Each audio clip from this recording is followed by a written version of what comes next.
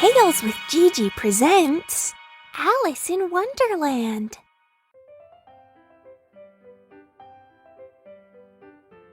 Alice was beginning to get very tired of sitting by her sister on the bank, and tired of having nothing to do. Once or twice she had peeped into the book her sister was reading, but it had no pictures or conversations in it. And what good is the use of a book, thought Alice, without pictures or conversation? So she was considering in her own mind, as well as she could, for the hot day made her feel very sleepy and stupid, whether the pleasure of making a daisy chain would be worth the trouble of getting up and picking the daisies. When suddenly a white rabbit with pink eyes ran close by her. The rabbit pulled a watch out of his pocket to check the time. He shook his head, then disappeared down a rabbit's hole. "I must find out why he's in such a hurry," cried Alice. Filled with curiosity, she ran to the rabbit's hole and peeped through the entrance. The hole dropped suddenly, and Alice fell. She fell for a long time, when suddenly she came upon a little three-legged table, all made of solid glass. There was nothing on it except a tiny golden key. When she looked around again, she came upon a low curtain she had not noticed before, and behind it was a little door, about 15 inches high. She tried the little golden key in the lock, and to her great delight, it fit. She opened the door and saw a beautiful garden through it, but she couldn't reach it as she was too big.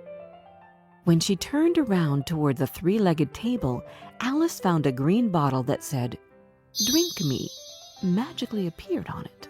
Out of curiosity, Alice took the bottle and drank the entire potion. Then she began to shrink until she was no bigger than a doll. She opened the door and quickly ran through it. "What a splendid garden!" she exclaimed. "Why, I'm no bigger than the insects that crawl on these flowers." But the excitement soon wore off. Alice grew bored with her tiny size. "I want to be big again," she shouted. Her shouts startled the white rabbit, who ran past her again. Mistaking her for his maid, he ordered, "Go to my cottage and fetch my gloves and fan." Alice was confused by the rabbit's behavior. "Maybe I'll find something at the cottage to help me find my way out," she said hopefully. As she was going out, she saw a piece of chocolate cake that was kept on a table by the doorway. Next to the cake was a note that read, "Eat me." "I'm so hungry," Alice said as she ate the cake. Suddenly, she felt strange and realized, "Oh no, I've grown larger than this house," she cried. "Get out of my way! You're blocking the door!" shouted the white rabbit. Alice managed to pick up his fan. Immediately, she began to shrink. But little did she know it was a magical fan which made her small again. "Oh no, I'll never get back up to the right size." She went looking for help. Soon she saw a green caterpillar dressed in a pink jacket. He was sitting on the top of a large mushroom, smoking a bubble pipe. "One side makes you big, the other side makes you small," he said to Alice before slithering away. "One side of what?" Alice called after him. "The mushroom, silly," he answered. Alice ate a piece of the mushroom. "Oh, thank goodness I'm growing," she cried. "But which way do I go?" "That path leads to the Mad Hatter. The other way leads to Les Marches Hare," said a voice. Alice turned to find a smiling Cheshire cat in a tree. "I'll see you later at the Queen's croquet game," he said before disappearing.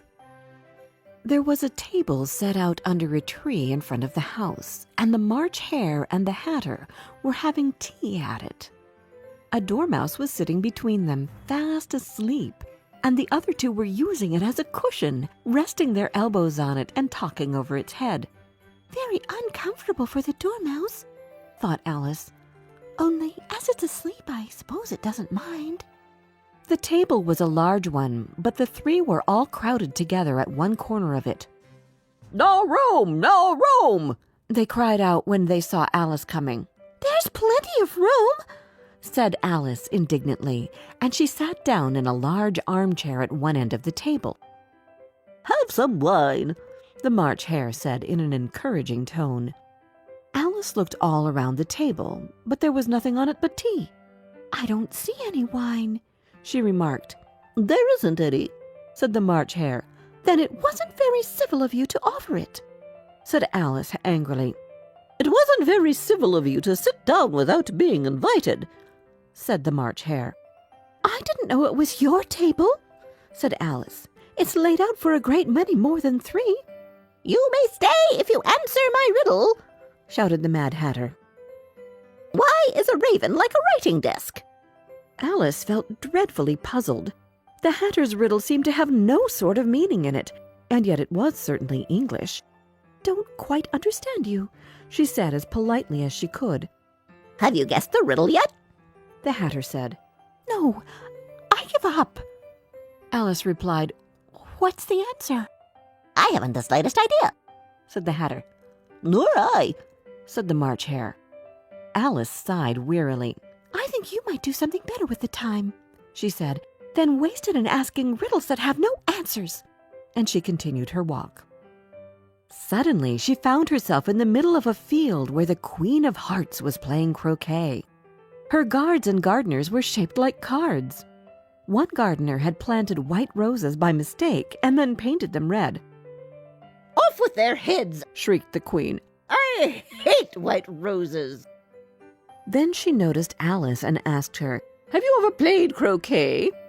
Yes, Alice timidly answered. But I've never used a flamingo or a hedgehog. Play with me, ordered the Queen, and let me win, or I'll have your head. Alice tried her best to play well, but she had trouble with her flamingo. Off with her head, cried the Queen. Just then, a trumpet sounded in the distance, calling court to session. Everyone rushed into the courtroom. Court is now in session, announced the White Rabbit. Will Alice please come to the stand? Alice took the stand and looked at the jury box, where the March Hare and the Mad Hatter were making noise.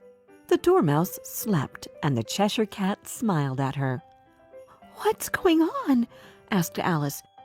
You are guilty of stealing the delicious heart-shaped tarts, accused the Queen, and now you must be punished. Off with her head! Off with her head! Yelled the Queen. How silly, replied Alice. I did not have the slightest idea what you were talking about. I was only playing croquet. Alice felt someone touch her shoulder. Wake up. You've been sleeping for too long, said her sister softly. I had a strange dream, said Alice. She told her sister about the White Rabbit, the Mad Tea Party, the Queen of Hearts, and the trial. But her sister wasn't paying attention. You're reading again, mumbled Alice.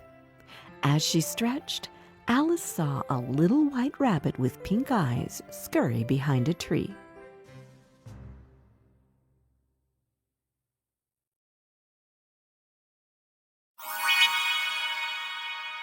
Did you like this story?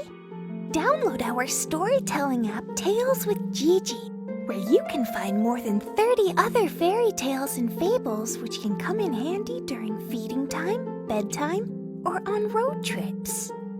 And don't forget to subscribe to our channel. We've got new tales coming out every Wednesday.